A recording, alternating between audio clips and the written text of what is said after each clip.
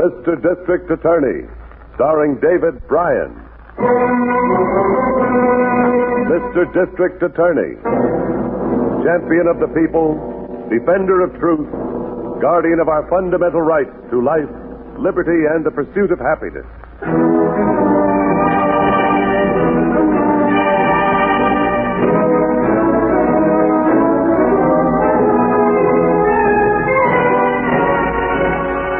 And it shall be my duty as district attorney not only to prosecute to the limit of the law all persons accused of crimes perpetrated within this county, but to defend with equal vigor the rights and privileges of all its citizens.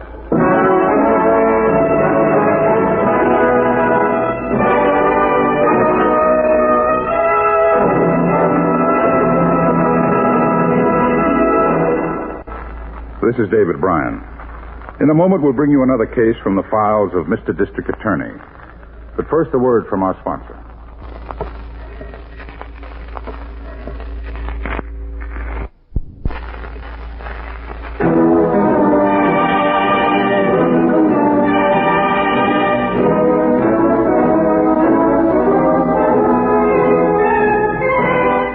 And now, here is our star, David Bryan, as Paul Garrett, Mr. District Attorney.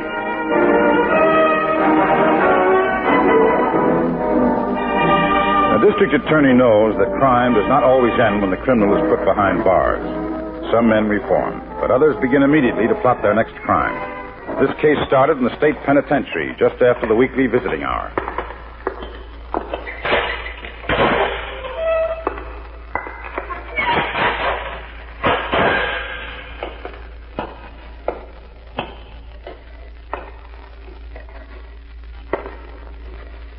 Well, Abbott, your wife bring what I told you to get for me? Yeah, she brought it, Johnny. Here. Vitamin tablets and the razor blades. You know, we're not supposed to have razor blades. Yeah. If they find them on me, they might put me in jail. What are you so jumpy about with your lousy year? Another 5 months and you'll be out. I'm doing life and my nerves are still better than yours. Look, Johnny.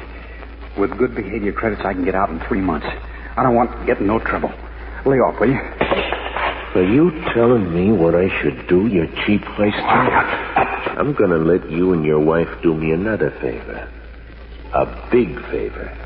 Look, I got to be careful what I ask her. I can't upset her now. You know that. Oh, that's right. A baby is due soon, ain't it, Papa? Wouldn't want the kid to start out without an old man, would you? What are you talking like that for, Johnny? I wanted to see if your wife could get those razor blades in. She did.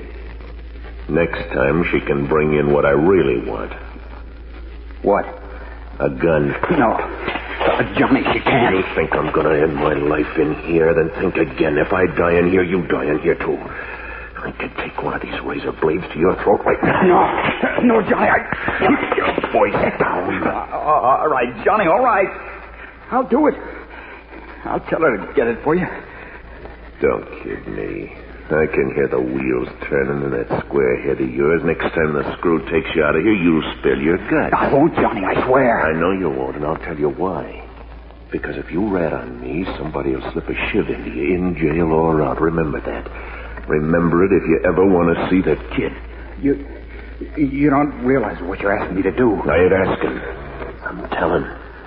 And if you decide to get brave with your own neck, remember, I can have your wife taken care of, too. You wouldn't do that. Wouldn't I? Try me and see. There's the squirrel making his count now. Stop him when he comes past. Tell him. He'll get you out of here and take you to the warden. You can spill your guts, and they'll put you in a nice, safe cell away from me. Then you can wait for that shiv. You'll never know when or where from. All right, here he comes. Here's your big chance.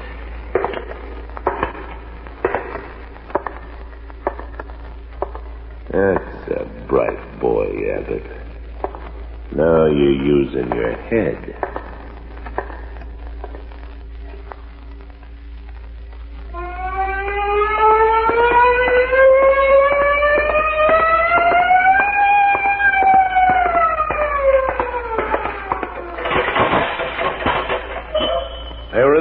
Chief. Oh, it's easy to see, Harrington. The tongue of the lock has been cut by a hacksaw blade. Yeah. They must have waited in the passage until the jailer turned the corner here, then shot him through the stomach and took the keys. Any idea where they got the gun? I guess Abbott's wife must have brought it in during a visit. Well, how did she get a gun through the visiting screen? They didn't use the regular visiting room. Warden let them meet in the privilege room. Why? Well, because Abbott was a first offender with only a few months to go, and his wife was expecting a baby. I see. You put out a ticket for him? Mm-hmm. We've already got it. Where?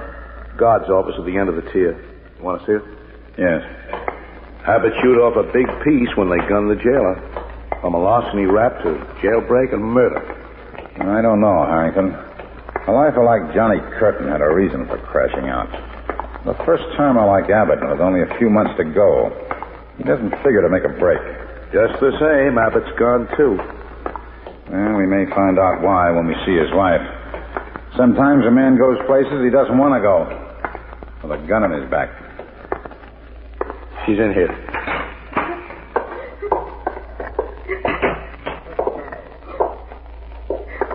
Mrs. Abbott? Yes? Do you want to help your husband? Yes. Then the best way is to help us. He can't get away, and the quicker we get to him, the better it will be for all concerned. Did you supply him with a gun? It wasn't for him. It was for that other man they put him in the cell with. Johnny Curtin. Why did my husband go with him? I'm afraid this isn't going to be any comfort to you, Mrs. Abbott. But I don't think your husband went willingly. I'm afraid he went at the point of that gun you brought in. I'm beginning to agree with that idea, Chief. You brought other things for Johnny Curtin. What sort of things? Vitamin pills mostly. Every week. Vitamin pills? Curtin was some kind of a health bug, Chief. He was always after the prison doctor for vitamin shots. He even wrote a letter to the governor demanding the state keep him supplied. I see. Excuse us for a moment, Mrs. Abbott. I'd like to have a word with you outside, Harrington. You assign anybody to watch your home in case Abbott and Curtin show up there? Yeah. Moran and Phelps have it covered. Good. When we get to our car, we can put out a radio call to all units. I want a careful check on every robbery report involving a food store and an itemized account of everything taken. Why an itemized account? They'll probably take anything they can lay their hands on. Maybe, but Johnny Curtin may make a special effort to get his hands on some vitamin pills. Hey, that's right. What about Mrs. Abbott? Just leave her here? For now. There's nothing else we can do. Now, let's get to the car.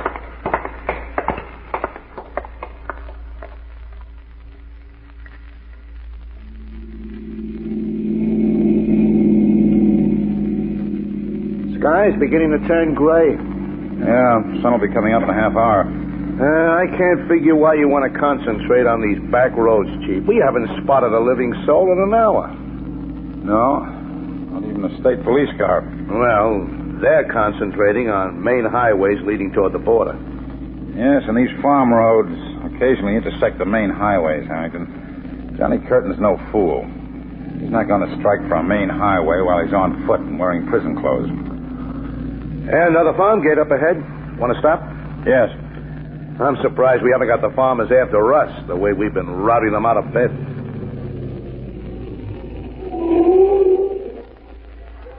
Gate's locked. We'll park here. We can slip through the fence and walk up to the house. Seems to be some sort of a light in the barn. Yeah. Probably up already for early morning chores. Here. Here's a loose strand. Go ahead. Slide through. I got it. Dogs. They sound like they're tied to that tree in front of the house. No, they won't bother us. Good. I don't like being down, Chief. Now, that sounded like a shotgun. It was. I heard the pellets whiz right over our heads. Come from the loft of the barn. If I can get a beat on it. Just lay flat out there and you won't get hurt. You'll be the one to get hurt if you fire once more. You just lay there till daylight or the next one won't be over your head. Police can take care of you as soon as I can get you to them. What kind of a line are you... Just a minute, Harrington. He sounds like a farmer. Cutting loose with a shotgun? Curtin doesn't have a shotgun. He has a revolver. Are you the owner of this place? You'll find out who I am as soon as I can see who you are. I'm the district attorney of this county. My car's down by your gate. I have an assistant with me. We're after 2 men who escaped from the state penitentiary a few hours ago. Can you see us now? Yeah, I see you. Walk toward the barn. I'll come down from the loft. Come on, Harry. This lad is going to get a piece of my mind, opening up like that with a shotgun. Let's find out why he did it in the first place. There he is now, coming out of the barn. I wouldn't have fired if I'd known who you was. You sure didn't waste any time trying to find out, did you? Now, look, mister, I don't like being shot at any better than you do. And I was shot at not 20 minutes ago by a couple of prowlers. That's what I was expecting, Harrington. Did you see what the men looked like? They're just their shadows. The dogs woke me up. Knew something was wrong as soon as they come out of the house. Jeans and shirts missing from the back clothesline. And I spotted them over toward the hen house and heard a couple of my hens a-fluttering. Called to them, and one of them fired a shot at me, so I ducked into the barn. They got the clothes to take a chance on the highway now. Oh. What's the nearest main road? Road your car's on cuts into State 12 about half a mile ahead. We better get to that highway fast, Harrington. They've got clothes now. And they'll try for a car. Hitchhike? Yes. A hitchhike with a gun. And heaven help any motorist foolish enough to stop for them. Come on.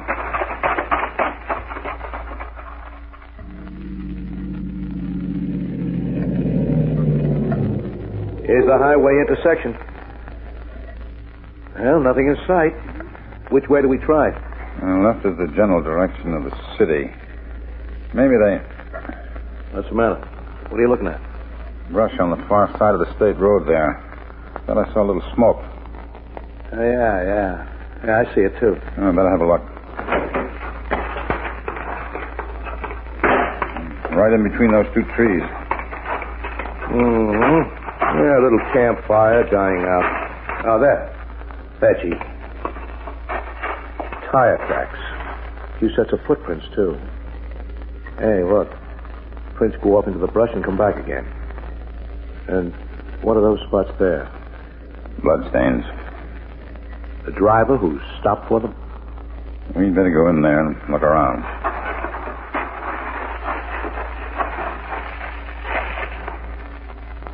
Yeah, there he is, Chief. It must have been them, all right. No doubt about that, Harrington. Look at the way he was killed.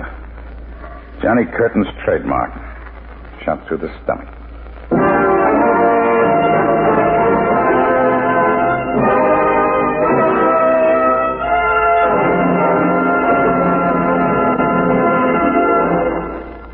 This is David Bryan. Before we continue with Mr. District Attorney in the case of the Hungry Killer, here is an important message from our sponsor.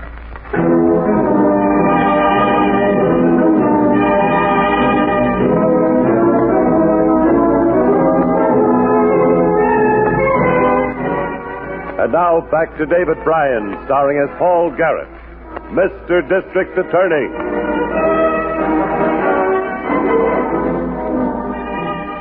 A jail guard and an unsuspecting motorist had been viciously murdered by an escaped convict, holding an unwilling cellmate as hostage. I ordered roadblocks thrown up over every possible escape route, and Harrington and I drove back to my office in town to supervise all phases of the manhunt. By the time we got there, Miss Miller and my staff had assembled every bit of available information on the previous life, habits, and association of Johnny Curtin.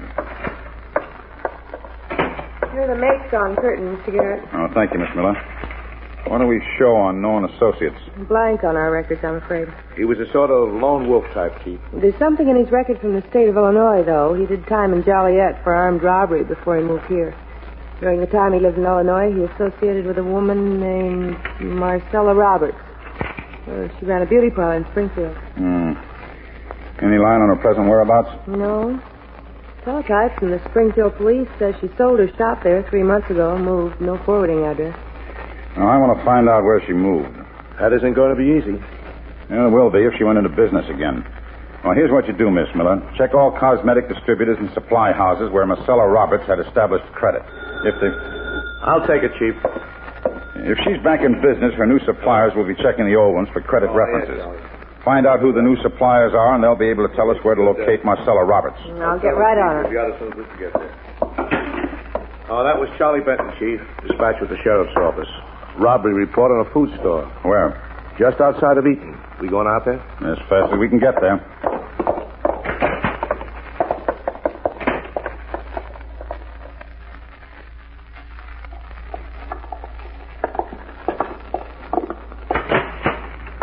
Like I told a fella from the sheriff's office, I was asleep in this room here, right back of the store, when I heard this noise I told you about. It was still dark, just before daybreak. Did you see anybody? No, as a matter of fact, I didn't. I didn't even put on the store lights. Why not?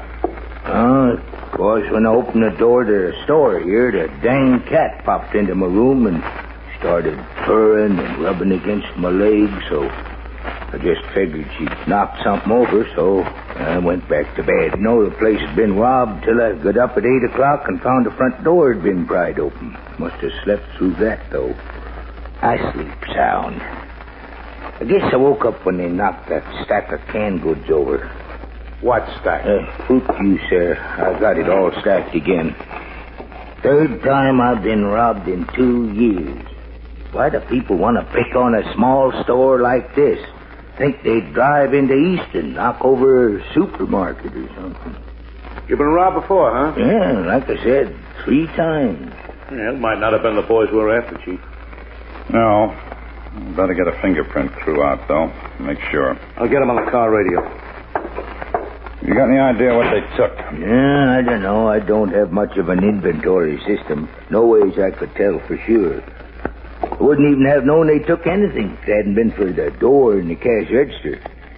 I can understand them lifting the $6 from the register, but why'd they have to steal my pills? What pills? Oh, some pills the doctor gave me to take. Kept them right on the shelf under the register. Vitamin pills. Vitamin pills? Why didn't you mention that to the sheriff's deputy? Because I only found out they were missing when I went to take one just before you drove up. Well, why? What's so important about the pills? Just a very slight thing. Something that spells the difference between an ordinary burglar and a vicious murderer. You'll hear from us. Oh, Chief, I was just coming in after you. We're not going to need that fingerprint crew after all, Harrington. The grocer just told me the burglar stole a bottle of vitamin pills. Oh, then we're getting hot. Why? When I came out to the radio, headquarters was trying to reach us.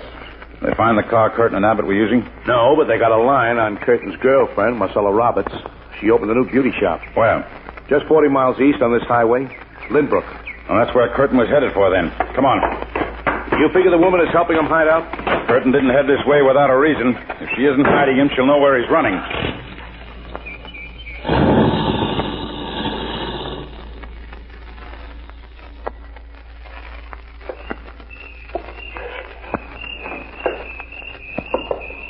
Chief, I don't like it. Well, be patient, Harrington. Now, how long? First, the beauty parlor is closed. Now we wait all day and she doesn't come home. The sign said the beauty parlor is closed every Monday. That's not uncommon. Why isn't she here then? For all we know, she's taking Curtin someplace where we'll never be able to find her. In which case, we have no choice but to wait and hope we can find a way to make her tell us where that place is. Yeah, I guess you're right. But it's getting dark and all we have... Hey. Here comes a car. Stay in the shadows on the side of the porch here.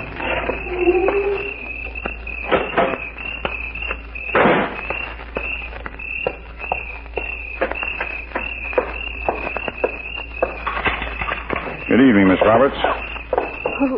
Who are you? Well, my name is Garrett. I'm the district attorney. This is my assistant, Mr. Harrington.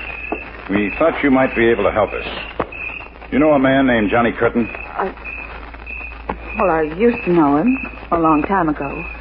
Then you haven't seen him lately. Well, how could I? I heard he was in jail. Your newsboy must have neglected you this morning. He's out.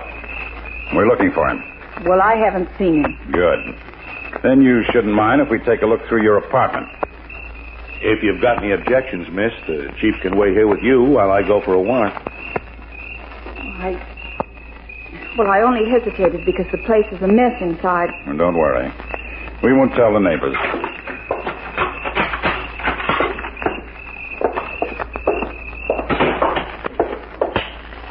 Well, here you are. Couldn't hide a mouse in here.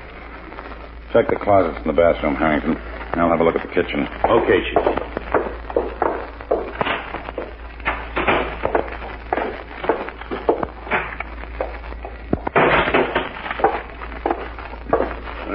Nobody in here, Chief, that's for sure. No, not now. But there was somebody here. What do you mean by that? I mean, if you were a better housekeeper, you might make a better liar. Take a look in the kitchen, Harrington.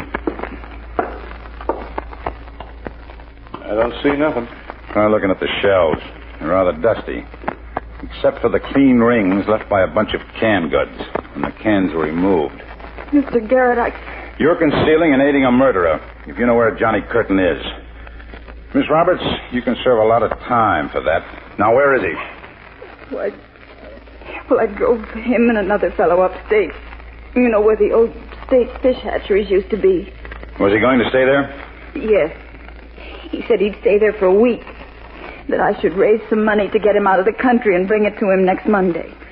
Drive us to the spot where you left him. And don't bother about raising the money.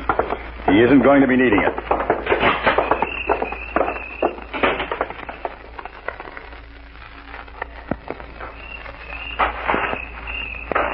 I thought I told you to sit down, Abbott.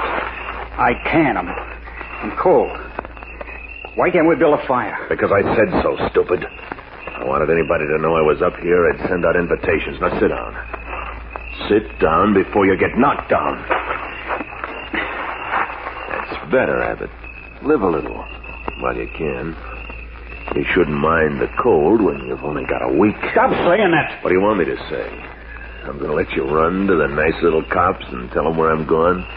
Oh, no, Abbott. When I get on that ship and leave the country, you're going to be lying nice and quiet someplace, saying nothing. Why? I never crossed you up.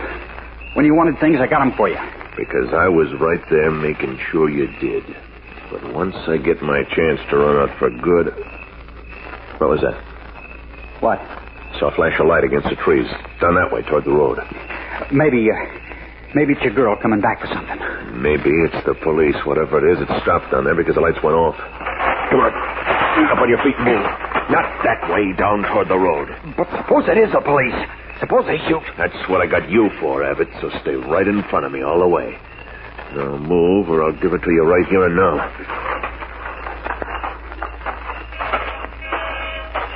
It must be your girl. She's blowing a horn. Cops wouldn't do that. All right. Just shut up and keep moving. I'm glad it's not the cops, Johnny. Honest, I am. Yeah, but you're dumber than I thought. Maybe she got her hands on the dough I need already. Ever think of that? Because if she did, you just lost a week. You gotta give me a break, Johnny. You gotta give me a chance. All right, if she's got the money, I'll give you a chance. I'll count up to 5 while you run before I... All right, Curtin. You can stop right there, both of you. It is the cops. No use looking around, Curtin. You'd never make it back into the trees. Don't shoot, please! I didn't want to be with him. You hear that? He's telling the truth. Little Abbott doesn't want to die. But he's going to die if you make one move to get me. Ain't that right, Abbott? Tug up. Johnny, my arm! You'd better let him go and put up your hands, Curtin. Why don't you shoot? Come on. You'll hit Abbott first, but I don't mind. Would you rather make a deal? We don't make deals. You'll make this one, or Abbott's a dead pigeon by the time I count 10. You mean this? You'll kill me, and I got a wife and a baby coming. What's your deal? Just turn around and walk away from your car. And keep on walking until I get it started and get out of here with my friend. It's all right, Harrington. We have no choice. That's nice. Just keep moving. All right, Abbott. Now we can go. No. Move, you crazy punk. Why? So you can kill me someplace else? No. If you're going to kill me anyhow, so do it now. I ain't going to let you hide behind me anymore. Kill me now and let them kill you. Who are you? Kill me now! Move in, Harrington, quickly. Let go of me, you're crazy. I'll put a bullet through you, I swear. Go on, go on! My hand. What's the gun, Chief? Drop it. Grab him. My hand! All right, Abbott. Stop. My hand. He bit right through to the bone. I would kill you! I wouldn't kill you if they'd leave me alone with you! It's all right, Abbott. Calm down. State'll take care of him. Now march, both of you, down to the car. I never expected this one to turn out this way, Chief. And neither did I, Harrington. But a man can only be driven so far. And Curtin drove Abbott to the breaking point. Sometimes in that small second before dying, a man suddenly stops being a coward. Abbott stopped just in time.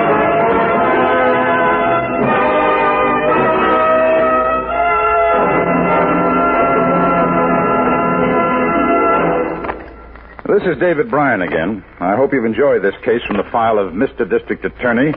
I'll be back in just a moment after this message from our sponsor.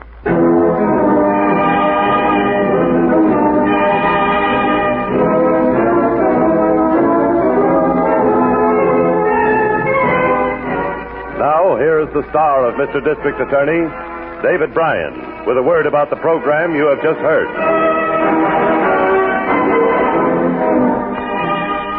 Johnny Curtin, already sentenced to life imprisonment, was tried and convicted on 2 counts of murder in the first degree. He was sentenced to be executed in the manner prescribed by law. Ralph Abbott and his wife Frances Abbott were each sentenced to 2 years for aiding Curtin. But since they had acted under duress, sentences were suspended. Now, this is David Bryan, and based on the facts of crime from the files of Mr. District Attorney. Mr. District Attorney was originated by Phillips H. Lawrence.